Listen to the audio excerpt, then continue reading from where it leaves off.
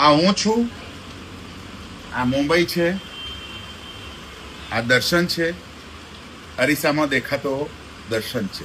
હવે આપણે આસ્વાદ કરીએ છીએ વરસાદનો. આ સાગર છે, દરિયો છે, સમુદ્ર છે, બધી નદીઓ એનામાં ભળે છે, પણ સાગર કોઈનામાં ભળતો નથી, કારણ કે સ્વયં સાગર છે.